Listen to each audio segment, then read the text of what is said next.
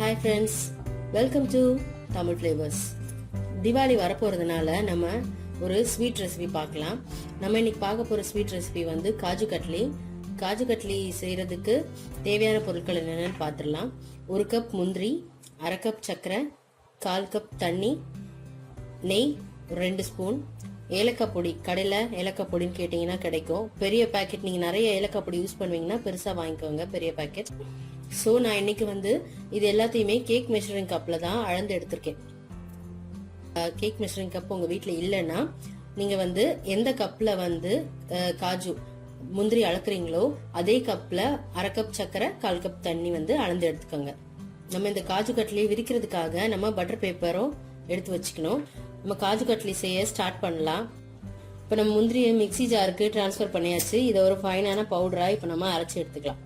இப்போ நம்ம இந்த முந்திரியை அரைச்சி எடுத்தாச்சு. பாருங்க, நல்லா ஃபைன் பவுடரா நமக்கு கிடைச்சிருக்கு.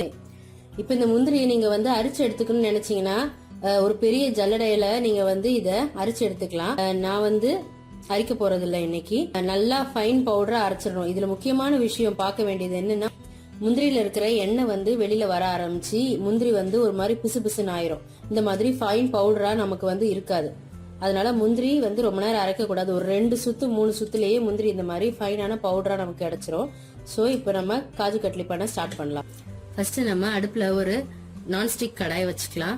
இப்போ அந்த கடாயில வந்து நம்ம எடுத்து வச்சிருக்கிற 1/2 கப் சர்க்கரைய சேர்த்துக்க போறோம்.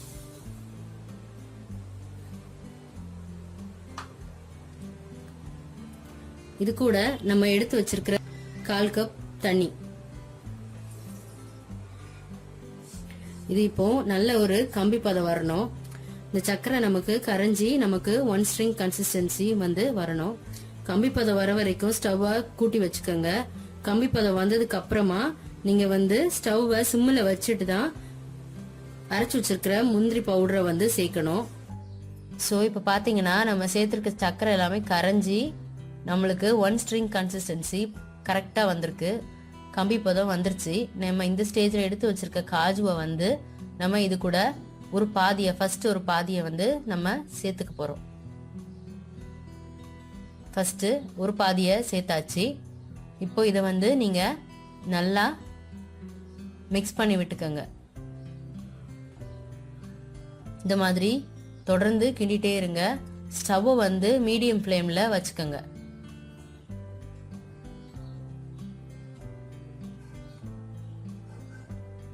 இன்னொரு பாதியை வந்து இப்போ நம்ம சேர்த்துக்க போறோம்.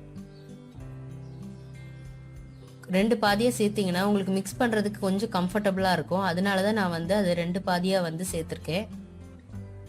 இந்த மாதிரி நல்லா நீங்க வந்து தொடர்ந்து ஒரு கரண்டியோ இல்ல ஸ்பேச்சுலாவோ வச்சு நல்லா கிண்டி விடுங்க.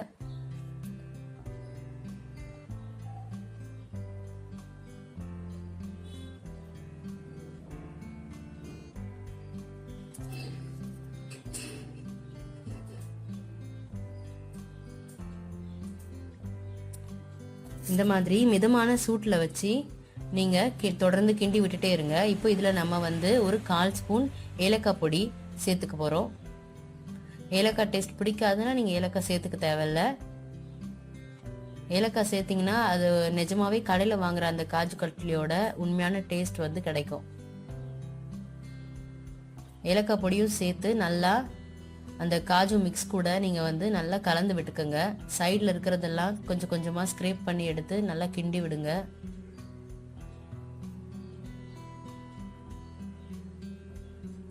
இந்த மாதிரி தொடர்ந்து ஒரு 10 நிமிஷம் நீங்க கிண்டிட்டே இருக்கணும் தொடர்ந்து.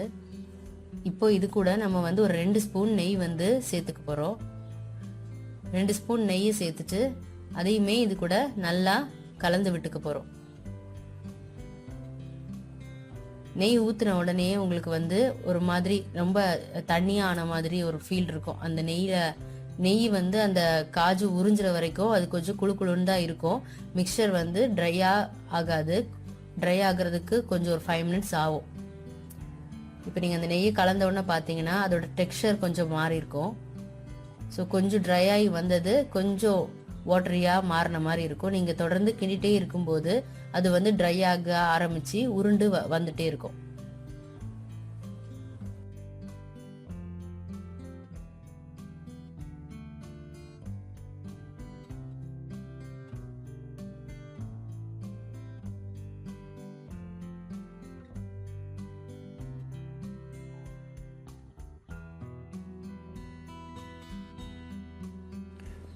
இதை வந்து தொடர்ந்து நீங்கள் விடாமல் கிண்டிகிட்டே இருங்க.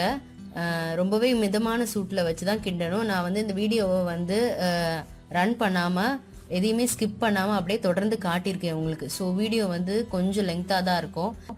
ஸ்கிப் பண்ணி காட்டினா வந்து உங்களுக்கு புரியாதுங்கிறதுனால நான் தொடர்ந்து அதிலேயே வச்சு எல்லா இடமும் சைடில் இருக்கிறதெல்லாம் வந்து இலக்கி விட்டு அந்த மாதிரி கிண்டி கிண்டி தொடர்ந்து கிண்டுறதை வந்து வீடியோ ஸ்கிப் பண்ணாமல் நான் காமிச்சிருக்கேன். ஸோ அப்போ தான் உங்களுக்கு புரியும். இப்போ இன்னும் கொஞ்ச நேரத்தில் நம்மளுக்கு அந்த கரெக்டான பதம் வந்து கிடைச்சிரும். பார்க்கலாம். இப்போ ரொம்பவே அழகா நம்ம சேர்த்திருந்தது வந்து உருண்டுட்டு வருது பாருங்க. பார்த்தா தெரியும் உங்களுக்கு. இந்த மாதிரி உருண்டுட்டு எந்த பக்கமுமே ஒட்டாம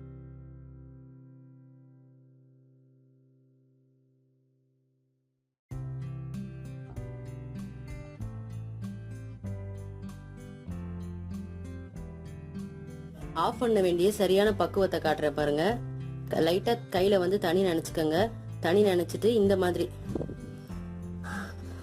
உருண்டை பிடிக்கிறதுக்கு வரணும். உங்களுக்கு உருண்டை பிடிக்கிறதுக்கு வர ஸ்டேஜ்ல வந்து நீங்க ஆஃப் பண்ணிருங்க. இதுக்கு மேல போட்டீங்கன்னா அந்த முந்திரி வந்து அடி பிடிச்சி ஸ்மெல் அடிக்க ஆரம்பிச்சிடும்.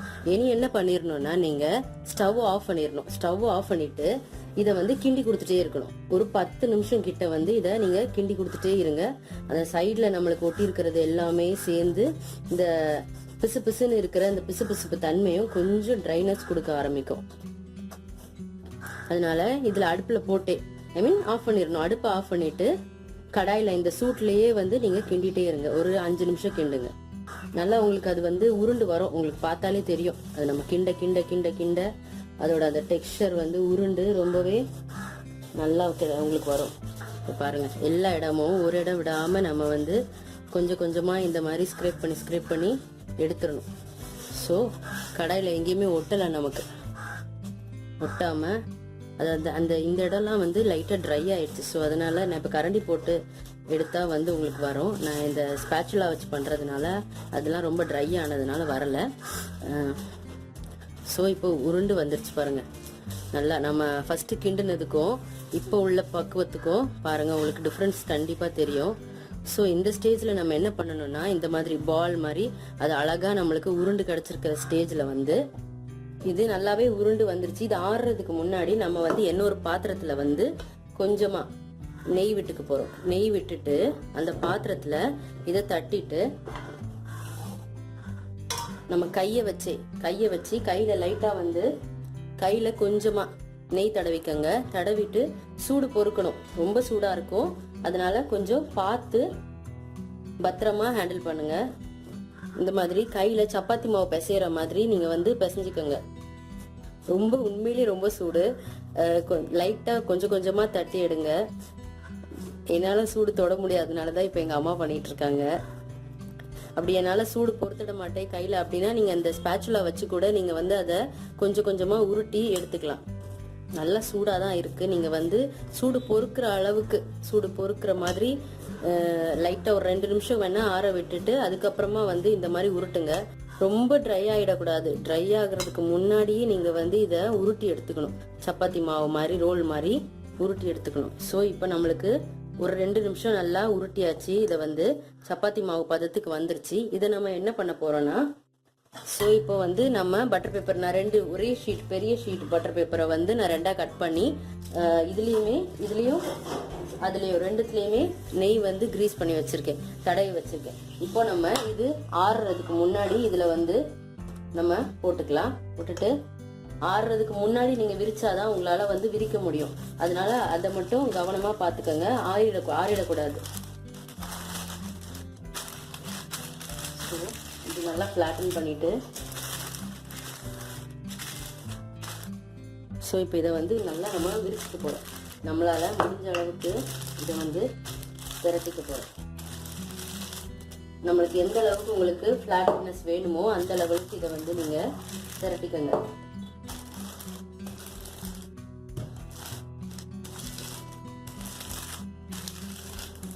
உங்களோட திக்னஸ் தேவைதான். எனக்கு ரொம்ப திக்கா பிடிக்கும் அப்படின்னா நீங்க வந்து திக்கா இதை வந்து விரிச்சிக்கலாம். இல்ல தின்னாதான் வேணும் அப்படின்னு நீங்க நினைச்சீங்கன்னா தின்னா வந்து இதை விரிச்சிக்கலாம்.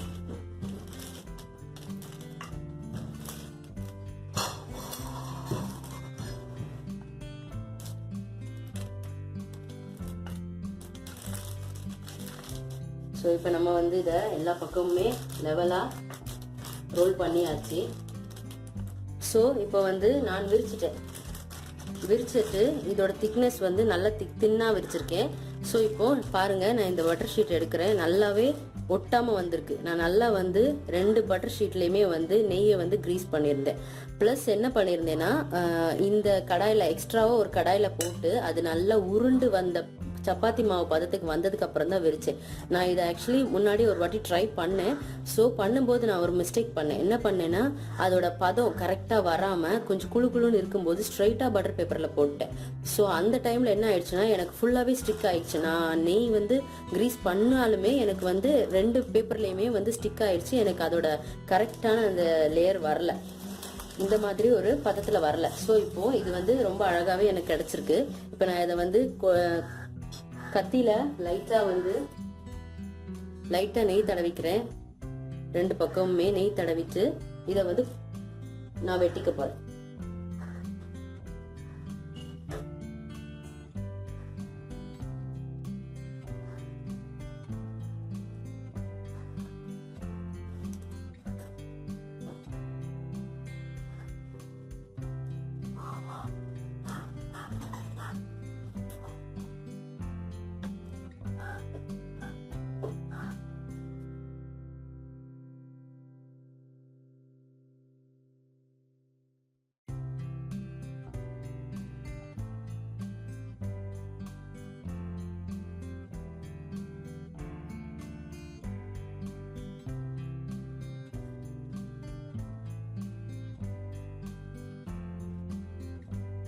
ஸோ எப்பவுமே நல்லா காஞ்சிருச்சு, உடஞ்சி வருது பாருங்க. ஸோ இப்போ வெட்டியாச்சு. இந்த சைடில் இருக்கிற பீசஸ்லாம் நான் வந்து எடுத்துட போறேன். ஷேப்லெஸ் ஆன பீசஸ்லாம் தனியாக எடுத்து வச்சுக்க போறேன்.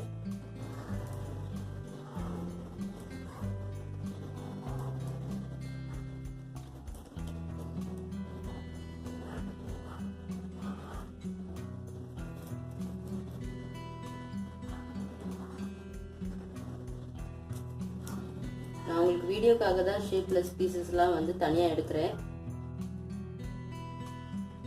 ஸோ இந்த மாதிரி இருக்கிறத நம்மளே வந்து ஷேப் ஆக்கிக்கலாம், ஒன்றும் தப்பு இல்லை.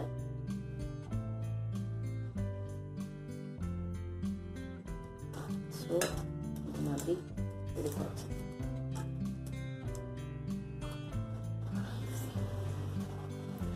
ஸோ நம்மளோட சூப்பரான காஜு கட்லி ரெடி ஆயிடுச்சு. இதெல்லாம் நல்லா ட்ரை ஆனதுக்கு அப்புறம் தான் நீங்க வந்து எடுக்கணும், அப்பதான் உங்களுக்கு உடையாம வரும்.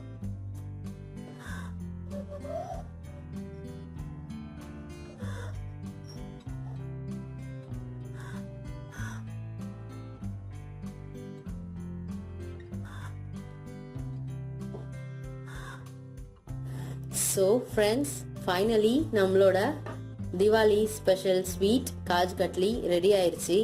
பாருங்க, ரொம்பவே சூப்பராக வந்திருக்கு. நான் வந்து சில்வர் ஷீட்டும் குங்குமப்பூ ஜஸ்ட் டெக்கரேட் பண்ணுறதுக்கு எதுவுமே யூஸ் பண்ணல. நான் கட் பண்ணியிருந்ததில் இது வந்து பர்ஃபெக்டாக அந்த டைமண்ட் ஷேப் வந்து இதில் கிடச்சிருக்கு. உண்மையிலேயே ரொம்பவே சூப்பராக இருக்குது. அதோட ஷேப், டேஸ்ட் எல்லாமே ரொம்ப பர்ஃபெக்டாக நம்மளுக்கு வந்திருக்கு. மிச்சம் டைமண்ட் ஷேப்பில் கிடைச்சது எல்லாமே நான் வச்சுருக்கேன். இங்கே மிச்சம் இருந்தது எல்லாமே வந்து நான் கையிலே பிடிச்சி இந்த மாதிரி ஷேப்ஸ் வந்து பண்ணியிருக்கேன். Round, triangle, square, rectangle, cylinder, அந்த மாதிரி சும்மா ஜஸ்ட் பிள்ளைங்க வந்து இந்த மாதிரி ஸ்வீட் ஷேப்ஸில் பண்ணி கொடுத்தா ஷேப்ஸும் நம்ம வந்து சொல்லிக் கொடுக்க ஈஸியாக இருக்கும். ப்ளஸ் வந்து ரொம்ப விரும்பி சாப்பிடுவாங்க. ஸோ ஏதோ வித்தியாசமாக அம்மா பண்ணி கொடுத்துருக்காங்க அப்படிங்கிற மாதிரி ஃபீல் பண்ணுவாங்க. எங்கள் வீட்டில் ஒரு குட்டி பையன் இருக்கான், பார்த்துருப்பீங்க. அவன் ரொம்ப நாட்டி. அவனுக்கு இந்த மாதிரிலாம் பார்த்தா வாவ் அப்படி சொல்லிட்டு ஏதாவது சாப்பிட ஆசைப்படுவான். சாப்பிட மாட்டான் மோஸ்ட்லி. ஸ்வீட்ஸில் இந்த மாதிரி ஏதாவது டிஃப்ரெண்ட்டாக பார்த்தா கடையில் போனால் நார்மலான ஸ்வீட் வாங்காமல் அந்த வாட்டர் மிலன் ஸ்வீட் அந்த மாதிரி வாங்குவான். ஸோ அதனால அவனுக்காக தான் நான் இது பண்ணியிருக்கேன். இந்த ஷேப்ஸ் எல்லாமே ஹார்ட் சும்மா ஜஸ்ட் மிச்சம் இருந்தது என்ன பண்ணுறதுன்னு தெரியாமல் ஒரு சின்ன ஹார்ட் பண்ணியிருக்கேன். இப்போ இது பார்த்தீங்கன்னா இந்த ஸ்வீட்டோட குவான்டிட்டி நான் எடுத்தது வந்து 1/4 கிலோ முந்திரி வாங்கினேன் கடையில். 1/4 கிலோ முந்திரி வாங்கினது வந்து 225 rupees கடையில். ஆனால் இதே வந்து நீங்கள் கடையில் காஜு கட்லி வாங்கினீங்கன்னா கண்டிப்பாக 500 grams காஜு கட்லியே வந்து 500 rupeesக்கு மேலே சொல்லுவாங்க. ஆனால் 1/4 கிலோ முந்திரி வாங்கி நான் உங்களுக்கு 1/2 கிலோ ஸ்வீட் வந்து ரெடி பண்ணியாச்சு. இந்த ஸ்வீட் டப்பாவில் வச்சதுக்கு காரணமே வந்து 1/2 கிலோ ஸ்வீட் டப்பா இது. இப்போ இதையும் நான் இதில் எடுத்து வச்சேன்னா கண்டிப்பாக 1/2 கிலோ காஜு கட்லி இதில் வந்து இருக்கும். ஸோ அதுக்காக தான் நான் அதை காட்டுறதுக்காக தான் வந்து ஸ்வீட் டப்பாவில் எடுத்து வச்சிருக்கேன். நீங்கள் வீட்டிலேயே பண்ண ஹோம்மேட் காஜு கட்லி ஹெல்த்தியாகவும் இருக்கும். கடையில் பண்ணது எப்படி பண்ணாங்கன்னு நமக்கு தெரியாது. ஆனால் வீட்லேயே நீங்கள் வந்து ஃபுல்லாகவே இதில் முந்திரி, ஸ்வீட், ஏலக்காய் இவ்வளவுதான், சர்க்கரை, வேற எதுவுமே கிடையாது. ஸோ உங்களுக்கு வந்து செலவும் வந்து கம்மியாகும். ஹெல்த்தியான ஒரு காஜு கட்லி வந்து வீட்லேயே பசங்களுக்கு உங்கள் ஃபேமிலி மெம்பர்ஸ்க்கு பண்ணி கொடுக்கலாம். வீட்டுக்கு ஏதாவது கெஸ்ட் வந்தாங்கன்னா வீட்லேயே பண்ணியிருந்தீங்கன்னா உண்மையிலேயே ரொம்ப ஹாப்பியாக ஃபீல் பண்ணுவாங்க. கெஸ்ட் வர டைமில் மட்டும் நீங்கள் அந்த சில்வர் பேப்பர் மேலே தான் டெக்கரேட் பண்ணி கொடுத்தீங்கன்னா ரொம்பவே அழகாக இருக்கும். ஸோ எங்களோட இந்த காஜு கட்லி ரெசிபியை நீங்களும் உங்கள் வீட்டில் ட்ரை பண்ணி பாருங்கள். ட்ரை பண்ணி பார்த்துட்டு உங்களோட கமெண்ட்ஸை ஷேர் பண்ணுங்கள். எங்களோட சேனலை கண்டிப்பாக சப்ஸ்கிரைப் பண்ணுங்கள். மறக்காமல் எங்களுக்கு சப்போர்ட் பண்ணுங்கள். தேங்க்யூ ஃபார் வாட்சிங்.